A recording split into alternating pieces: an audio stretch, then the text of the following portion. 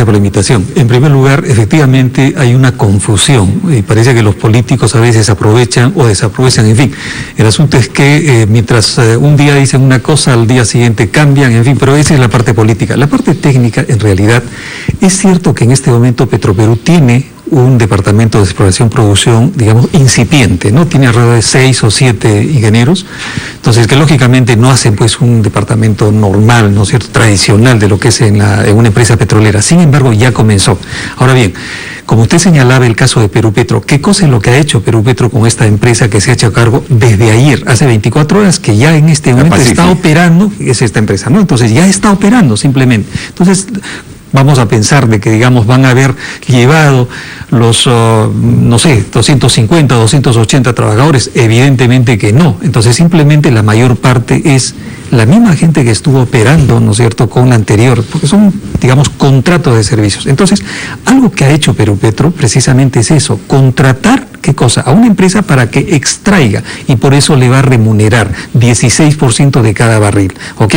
¿No es cierto? Perdón, 16% va a ser la regalía y el 84% se queda con la empresa. Entonces, ese es el pago por extraer un barril, ¿no es cierto? Entonces, ¿qué ha hecho? Perú Petro, que sepamos, no produce un solo barril de petróleo, ¿no es cierto? Y no está ligada a la operación petrolera en nada que se parezca, simplemente ve la parte de contratación petrolera. Mucho más sentido tendría haberle encargado eso a Petroperú que a Perú Petro. Y ahí viene el tema de la decisión política. Acá tenemos que ser francos, ¿no es cierto? O sea, si no queremos que ingrese, bueno, está bien, pero no estemos, digamos, con ambivalencias.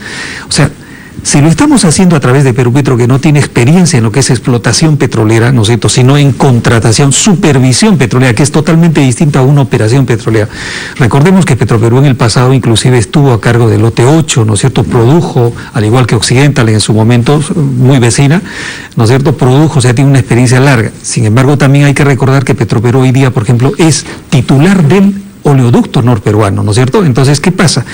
Si ese petróleo va a tener que pasar por el oleoducto. Tiene, y está pasando hoy día, por lo pronto, hoy día, por ejemplo, esa es una cosa interesante para que, digamos, muy poco se comenta, ¿no? Entonces, Petroperú, a la vez, le alquila el servicio de peaje, en este caso, o sea, interviene directamente. Todas las estaciones en el oleoducto son de Petroperú, incluyendo todo el oleoducto norperuano. Y lo que es más, como hoy día salió en los medios, va, por ejemplo, a transportar el crudo pesado del Ecuador, que está cerca, digamos, de la frontera, en este caso de estos lotes, ¿no? Entonces, ¿qué pasa? Voy a poder transportar, voy a poder inclusive asociarme, y hoy día precisamente el presidente de Petroperú señala y dice, hemos ido a Petroecuador, Petroamazonas, para podernos asociar en la explotación del lote 86 que está en la frontera y con los crudos estos pesados del Ecuador, ¿no es cierto? Y sin embargo, ¿qué carta de presentación voy a llevar? La verdad que yo sonreí, por no decir otra cosa. ¿Con qué carta de presentación se puede ir al Ecuador, a Petroecuador, gente petrolera, y le dice, ¿sabes qué? Nos vamos a asociar contigo, ¿no es cierto?, para poder explotar, ojo, el lote 86 del Ecuador que está en la frontera. Por favor, si ni siquiera puedo operar, o mejor dicho, no le dejo operar, como lo que ha pasado en los pequeños lotecitos frente a la refinería de Talara, en Talara, no se le ha dado tampoco la opción, que era gratuita, ese 25%, y ahora que se le da otra opción, lo que es más, el lote 192 está produciendo hoy día alrededor de 10.000 barriles, pero tiene potencial para, digamos, dentro de pocas semanas o 2 o 3 meses, poder producir inclusive hasta 25.000 barriles. Entonces, ¿qué pasa? Lógicamente hay que hacer pequeñas inversiones, en fin, pero ¿qué pasa?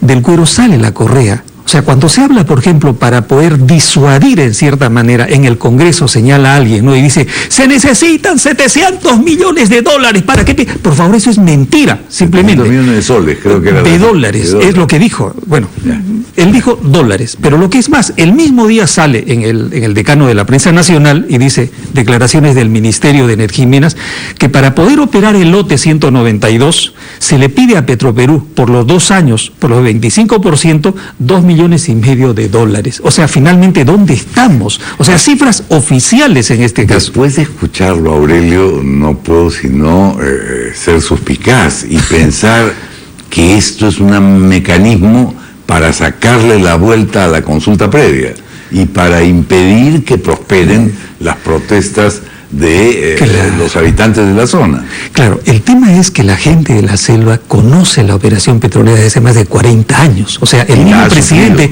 Y la ha sufrido. Claro, el mismo presidente regional o gobernador hoy día, precisamente es un tipo que ha trabajado en la zona, o sea, conoce, no es que le van a pintar cuentos, ¿no es cierto? Entonces, él mismo dice, oye, pero ¿qué confianza puedo tener en los privados?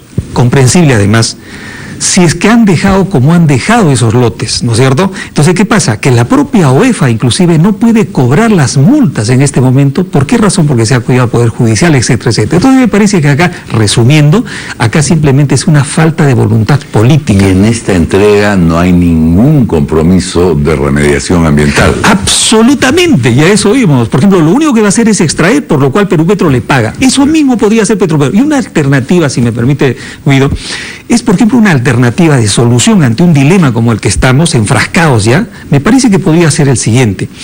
Continúa el contrato de servicios, porque lógicamente es una empresa especializada, en fin, ¿no? Esta canadiense colombiana.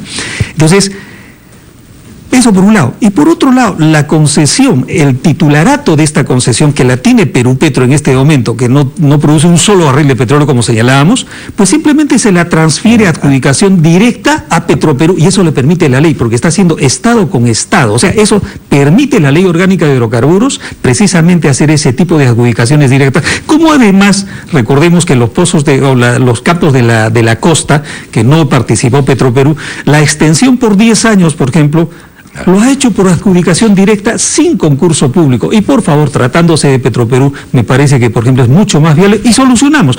No trabajaría directamente Petroperú, pero tiene la concesión y eso obliga a que precisamente el próximo gobierno tome, digamos, la pauta necesaria para fortalecer realmente a Petroperú. Y sería más coherente con la prédica política del presidente de la República cuando era candidato, ¿no?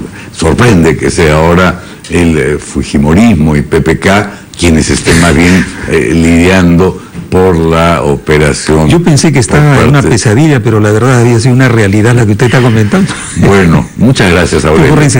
El tema es complejísimo, pero usted nos ha aclarado 2 o 3 puntos que son claves para entender el problema.